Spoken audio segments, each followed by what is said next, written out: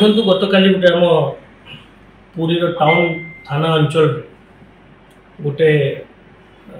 घटना होता जो जन एक व्यक्ति को किसी युवक आक्रमण करते से आक्रमण पर से जनक व्यक्ति जनक सीरियसली इंजर्ड होते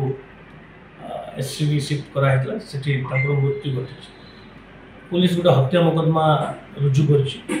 प्राथमिक तदंत आम काली आरंभ कर प्रथम दृष्टि प्राण फेसी जहाँ जना पड़ी जो 8 तारिख दिन गोटे घटना होता हत्या घटना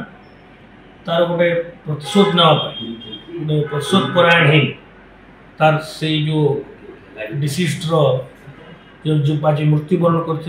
किसी सहयोगी और फैमिली मेंबर्स हाथ थी आम जहाँ प्रिलिमिनरी इन्वेस्टिगेशन जानी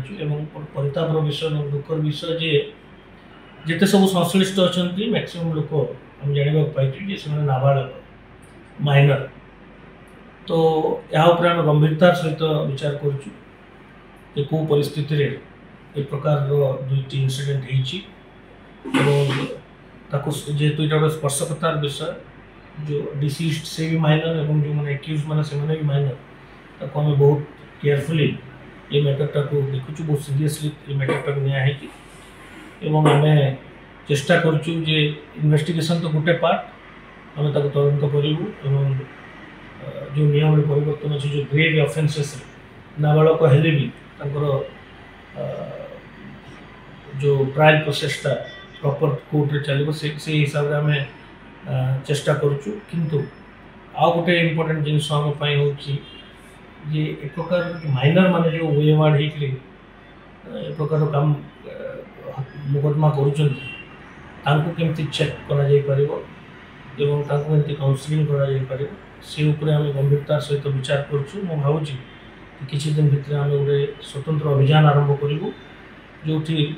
नाबालक माने माइनर माने जो माने कि आईन गला बाट दे खसी जाती पुनर्बार क्राइम करने पछाऊना पेरेंट्स को लेकर अभिभावक को लेकर केमती काउंसलिंग कर विभिन्न अंचल से आम गोटे स्पेशल फोकस दबू और अतिशीघ्र से प्रोग्राम टे आम आरंभ करें भावुँ मु भावुँ जे ए प्रकार प्रोग्राम कर किछिटा आम नाबालक मानक ए प्रकार कृत्य कर निवृत्त रखिपार गैंग वार किसी ना मु संपूर्ण भाव में यहाँ व्यक्तिगत झगड़ा गत 8 तारिख दिन जेहेतु माने सब इम्पोर्टेंट जिनस है समस्ते निज निजर सांग गोटे अंचल युवक समस्ते नाबालक जो 8 तारिख दिन जो डिसीज्ड जहाँ मृत्युवरण होता से भी 18 वर्ष कम बयस और ये जो काली जो घटना कर जहाँ आमर प्राइमरी इन्वेस्टिगेशन जना पड़ी तार एसोसिएट जो डिसीज्ड एसोसिएट तेणु कौन गैंग वार ना से साही अंचल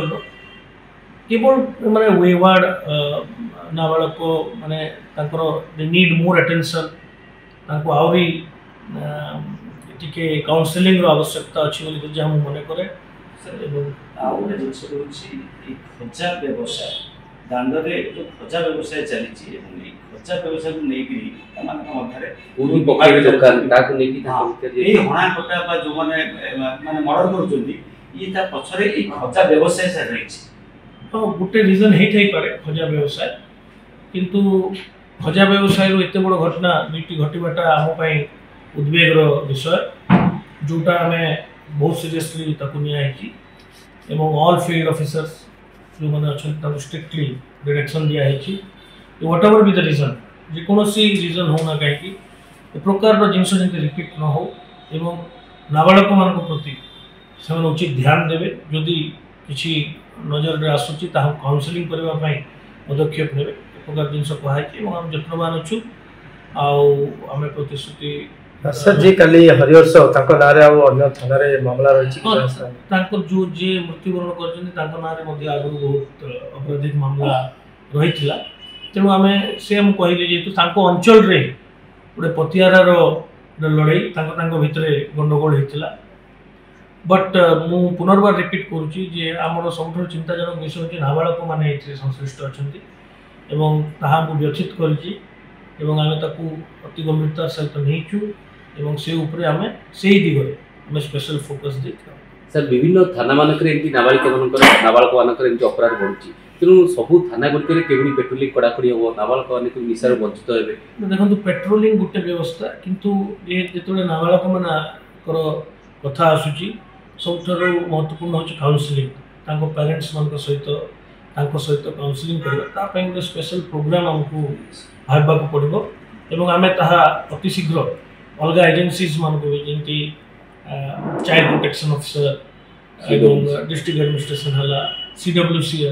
सहित गोटे बैठक करी आम इमिडिएटली आम आरंभ करूँ जिते नाबालक जो अपराधिक पृष्ठभूमि अच्छी अपराध प्रति पलि जावार संभावना अच्छी अपराधिक मामला आम काउनसिलिंग करने चेष्टा करूँ आम अन्य एजेंसीज सहायता नौ सर या पूर्व समुद्र कूल गोटे डेडबडी उद्धार तार इन्वेस्टिगेशन चलती मुझे दिन भी आपको कही आमर पुरी सहित तार कौन लिंक ना से जो डेथ होता से जो अपराधिक पृष्ठभूमि व्यक्ति तार घर बालेश्वर तो जेहेतु आमर पुरी डेड बॉडी ठाब कराई आम निज आम मुकदमा करेस्टिगेशन कर इम्पोर्टेंट एविडेंस तार हस्तगत से केस इमिडिएटली किसी समय मध्य आम डिटेक्शन कर